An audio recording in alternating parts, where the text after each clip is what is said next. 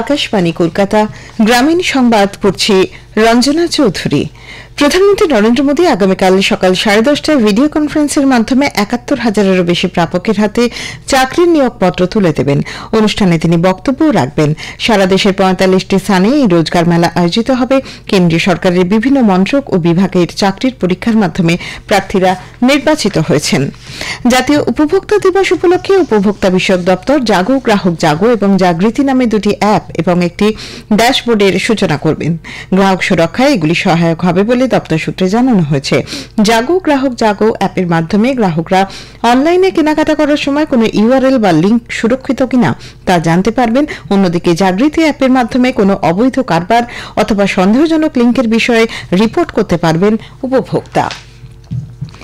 উত্তর দিনাজপুর জেলায় বনাঞ্চলের পরিবেশ রক্ষায় বিশেষ উদ্যোগ নিয়েছে বন দপ্তর। কুলিক সহ জেলার আরও 11টি সংরক্ষিত বনাঞ্চলে এবার শীতের উৎসবের মৌসুমে বনভোজনের ওপর কঠোর নিষেধাজ্ঞা জারি করা হয়েছে।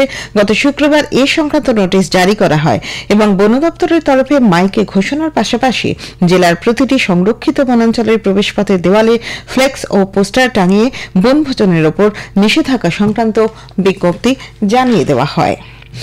বাঁকুড়ার জয়রামবাটির মাতৃমন্দিরে মহাসমারোহে পালিত হচ্ছে মা সারদা দেবীর ১৭২তম জন্মতিথি।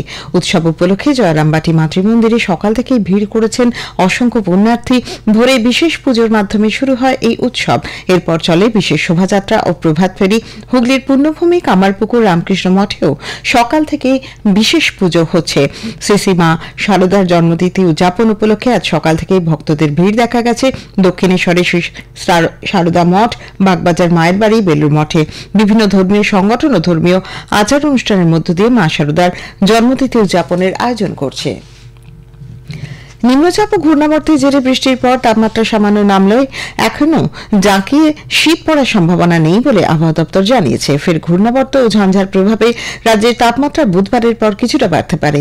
আজ কলকাতায় সর্বনিম্ন তাপমাত্রা রেকর্ড করা হয় 16.8 ডিগ্রি সেলসিয়াস, যা স্বাভাবিকের চেয়ে 2.3 ডিগ্রি বেশি।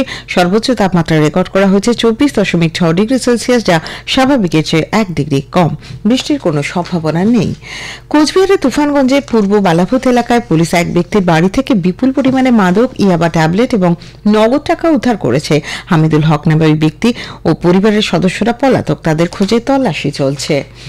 কেন্দ্রীয় সরকারের কৃষি ও কৃষক কল্যাণ মন্ত্রকের অধীনস্থ নারকেল উন্নয়ন পর্ষদের আর্থিক সহায়তায় হাওড়ার ধুলাগড়ির গঙ্গাধরপুর ভারত সেবাশ্রম সঙ্গে আয়োজিত হল 16 ডিসেম্বর থেকে 21 ডিসেম্বর পর্যন্ত 6 দিনের নারকেলের উপর হস্তশিল্পের প্রশিক্ষণ। নারকেল উন্নয়ন পর্ষদের উদ্যোগে গঙ্গাধরপুর ও তার পার্শ্ববর্তী গ্রামের পিছিয়ে পড়া মহিলাদের আর্থিকভাবে স্বনির্ভর করে তুলতে নারকেলের মালার উপর বিভিন্ন হাতের কাজ শেখানো হয়।